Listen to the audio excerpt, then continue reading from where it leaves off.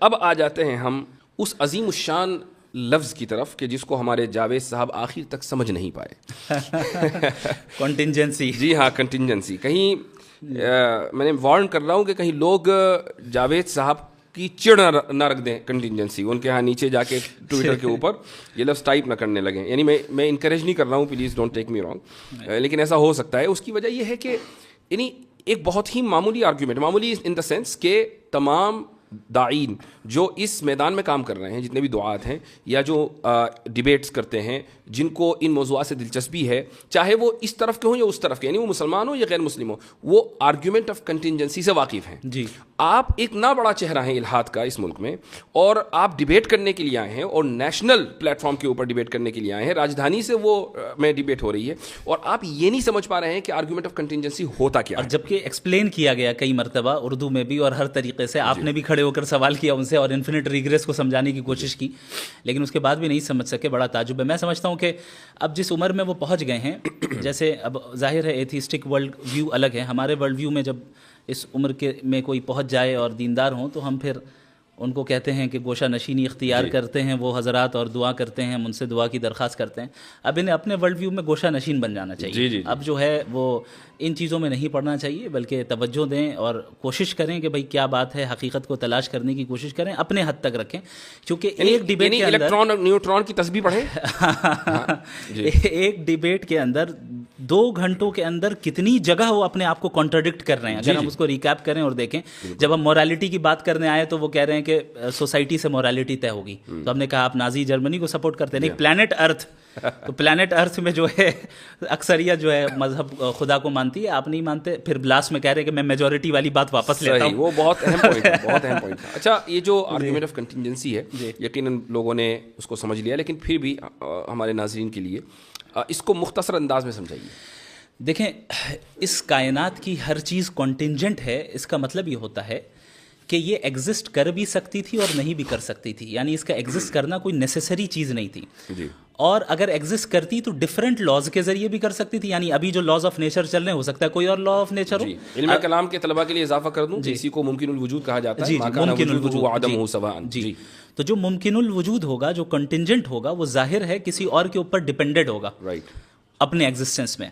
تو اب وہ کس کے اوپر ڈیپینڈنٹ ہے, ہم یہ دیکھیں گے کہ بھائی کیا وہ چیز بھی کنٹینجنٹ ہے, ممکن الوجود ہے. اچھا, اور یہاں پر بھی اس کا اضافہ ضروری ہے. لوگ کہیں بھائی کیوں ہوگا, اس کی وجہ یہ ہے کہ جب ایک چیز کا وجود اور عدم دونوں برابر ہیں, یہ ترازو کے 2 پلڑے ہیں, تو کسی ایک پلڑے کو بھاری ہونے کے لیے اس میں وزن ڈالنا ضروری ہے. یہ وزن ہے ارادے کا. تو کسی نہ کسی نے تو ارادہ کیا ہوگا نا, کہ جس نے عدم پر وجود کو ترجیح دی ہوگی, اس لیے کنٹینجنسی ہے. جی آگے بولیے. تو یہاں سے عقلی طور پہ لاجیکلی ہم اس نیسیسری بینگ تک پہنچتے ہیں جو واجب الوجود ہے, یعنی جس کا ایگزسٹ نہ کرنا ناممکن ہے. چونکہ اگر وہ ایگزسٹ نہ کرے تو ظاہر ہے یہ ساری چیزیں وجود میں نہیں آ سکتی. اور اس واجب الوجود ذات کا انڈیپینڈنٹ ہونا, ایٹرنل ہونا, نالجبل ہونا, سیلف سفیشینٹ ہونا اور ایک ہونا یہ زیادہ یہ بالکل ضروری ہے. تو یہ جب باتیں میں نے کہی تو لاسٹ میں یہ کہہ رہے ہیں کہ ان کے نزدیک تو عقل سے ہم خدا کو جان ہی نہیں سکتے. یعنی یہ کانٹرڈکشن ہے. یعنی پورا آرگیومنٹ اس پہ تھا کہ عقل کے ذریعے ہم خدا کے ایگزسٹنس کو کیسے جانیں, اور آپ وہ نہیں سمجھ پا رہے ہیں, اور اخیر میں کہہ رہے ہیں آپ تو کہہ رہے ہیں کہ عقل سے ہم سمجھ نہیں سکتے.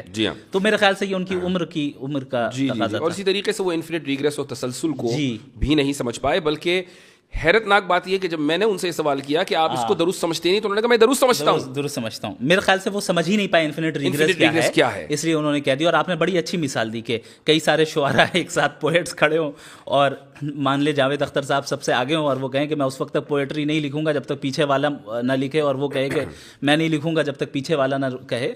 تو یہ تسلسل ہو جائے گا. تسلسل باطل ہے. اس طریقے سے چلتا رہا اینڈلیسلی, اور اگر کہیں ہم نہیں رکیں گے تو پوئٹری ایگزسٹنس میں ہی نہیں آئے گی. یعنی پوئٹری اگر ایگزسٹنس میں آئی, اس کا مطلب کوئی ایک ایسا پوئٹ ہے جو اپنے پیچھے والے پہ ڈیپینڈ نہیں کرتا ہے, وہ انڈیپینڈنٹ ہے. بالکل اسی طریقے سے اگر اس یونیورس کے جو کازز ہیں, اگر یہ انفینٹ ریگریس آف کازز ہوتا تو ہم اور آپ یہاں پہ آج موجود ہی نہیں ہوتے, پوڈ کاسٹ ہی نہیں کر رہے ہوتے. ہم یہاں موجود ہے, اس کا مطلب کوئی ایک انڈیپینڈنٹ ذات ہے جو کسی اور کے اوپر ڈیپینڈنٹ نہیں ہے, اس نے اپنے ول سے جو ہے ڈیسیجن لیا ہے. علم کلام کے طلباء کی آسانی کے لیے کہہ دوں کہ اگر علت اولا نہ ہو تو معلول اخیر نہیں ہو سکتا.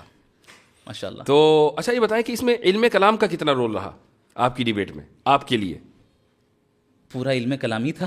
اور کیا تھا؟ ایک ہے آپ اس کو پریزنٹ کر رہے ہیں ماشاء اللہ. اور ایک یہ کہ علم کلام کے جو مباحث ہیں جیسے تسلسل ہے, دلیل توقف ہے, یہ تو ماشاء اللہ چونکہ آپ نے اس سے استفادہ کیا ہے تو یہ بڑی خوش آئند بات رہی. اور اس کی وجہ یہ ہے کہ علم کلام کو فرسودہ علم سمجھا جانے لگا تھا.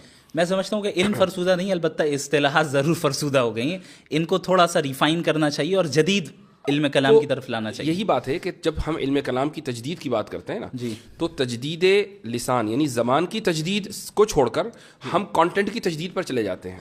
ہاں یہ ایک پرابلم ہے. تو لوگ یہی نہیں سمجھتے کہ علم کلام کی تجدید کا کیا مطلب ہے. یعنی میں اس بات سے متفق ہوں کہ آج کی آپ کی جو ڈیبیٹ کامیاب رہی ہے وہ اس لیے کہ جو ٹرمینالوجیز دقیق مباحث علم کلام کے اندر پائے جاتے ہیں عربی میں, آپ نے ان کو انگلش کے قالب میں ڈھال کر لوگوں کے سامنے پیش کیا اور لوگوں کو سمجھ میں آ گیا. اگر آپ تسلسل اور دور اور دلیل توقف اور یہ سب کہہ رہے ہوتے اور معلول اخیر اور علت اولا تو یا تو میں سمجھ رہا ہوتا یا آپ سمجھ رہے ہوتے. صحیح بات ہے. اور اللہ تعالیٰ آپ کو جزائے خیر عطا فرمائے, اس میں آپ کا بہت بڑا رول ہے, آپ سے ہی سیکھا ہے. بارک اللہ فیکم. اچھا